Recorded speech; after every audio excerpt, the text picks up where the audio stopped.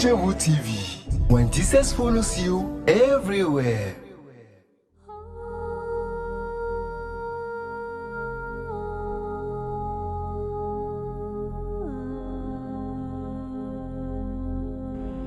Bien-aimés en Christ, bonjour. Quel plaisir de vous retrouver pour cet autre numéro de notre émission Prédication sur votre chaîne Christ chez vous, Web TV Foundation.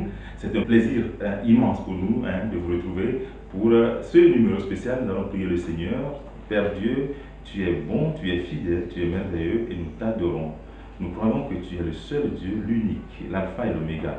Et en ton nom, nous ordonnons à tout esprit diabolique, satanique, de céder place et que seul ton règne soit notre partage. Au nom de ton Fils et par son sang, nous avons prié et nous avons scellé la prière. Amen. Nous sommes donc heureux de vous retrouver pour cet autre numéro de notre émission Prédication sur votre chaîne Christ chez vous, Web TV Foundation. Et nous allons parler aujourd'hui de l'opportunité. L'opportunité. Ne laissez pas passer l'opportunité. Saisissez-la. Vous savez, l'opportunité est souvent un moment unique qui arrive dans notre vie et qu'il faut absolument saisir au risque de l'avoir passée. Et même s'il y a une autre qui arrive, qui vient, elle ne prendra pas la même forme. Autrement dit, chaque opportunité est unique en son genre. Unique en son genre.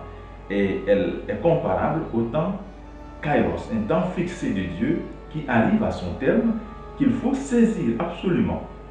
Lorsque le temps de Dieu arrive à son terme, il faut pouvoir le saisir absolument, sinon vous risquez de passer à côté et d'attendre une autre opportunité.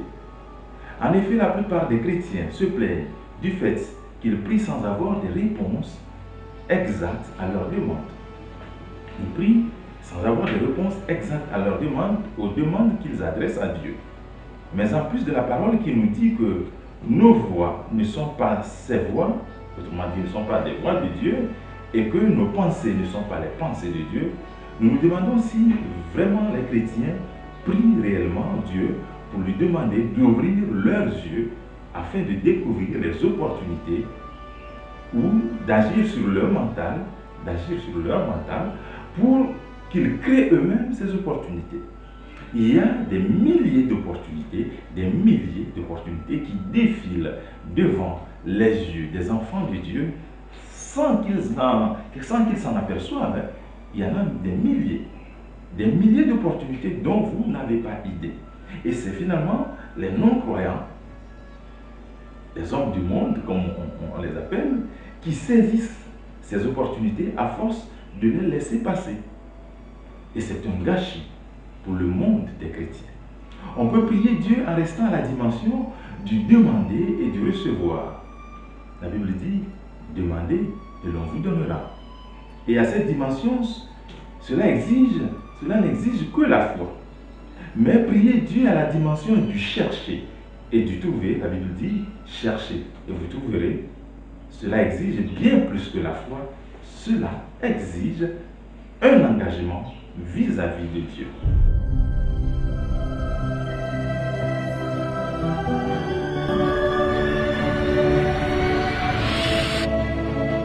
Christ chez vous TV. When Jesus follows you everywhere. En effet, le verbe chercher, dont le petit Robert veut dire s'efforcer de découvrir, de trouver quelqu'un, de trouver quelque chose. En d'autres termes, chercher exige un certain nombre d'efforts, un certain nombre d'engagements. C'est très important à comprendre.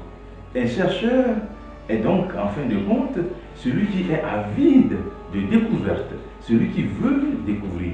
C'est un curieux, un assoiffé, un insatisfait. Voilà. Jésus n'a-t-il pas lui-même dit, vous me chercherez et vous me trouverez si vous me cherchez de tout votre cœur. Jérémie 29, verset 13. Lorsqu'on prie Dieu à la dimension du chercher, on a l'esprit de discernement qui nous permet de reconnaître les opportunités qui passent devant nous et nous n'avons qu'à les saisir. Si nous lisons la Bible, nous pouvons nous rendre compte que la plupart de ceux qui ont reçu un miracle de Jésus étaient des non-croyants à la base. la plupart de ceux qui ont reçu les miracles de Jésus étaient des non-croyants à la base, disais-je. Pourquoi? Parce qu'ils ont cru en l'opportunité qui se présentait à eux à travers Jésus-Christ. Je peux vous donner des exemples, toute une liste d'exemples. Relisez l'histoire de Zachée, le vrai faux collecteur d'impôts, dans Luc 19, du verset 1 à 27. Relisez l'histoire de Bartimée l'aveugle, dans Marc 10, verset 46 à 52.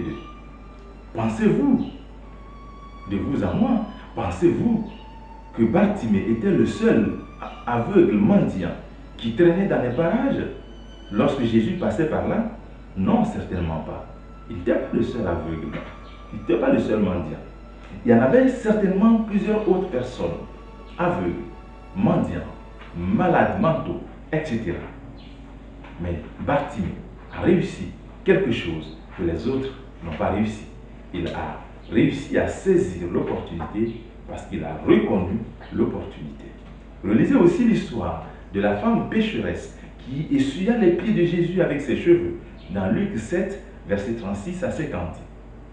Et puis il y a l'exemple de la femme avec la perte de sang dans Luc 8, verset 43, qui non seulement a saisi une opportunité, mais surtout a créé son opportunité. Elle a créé elle-même son opportunité. Il en est de même pour le démoniaque de Gadara, dans Marc 5, du verset 1 à 20. Si vous relisez ce passage, vous comprendrez quelque chose. Bien que des milliers de démons, la Bible dit 6000 démons environ, le maintenaient, il a saisi son opportunité, il a couru vers Jésus et il a été délivré. Et vous alors, que faites-vous des opportunités qui défilent sous vos yeux? Elles sont nombreuses et elles défilent sous vos yeux au quotidien. Je prie que tu ouvres tes yeux et que tu saisisses absolument ton opportunité aujourd'hui. Mais attention, n'oublie pas, si elle ne passe pas, crée-la avant de la saisir. Au nom de Jésus, amen et à très bientôt.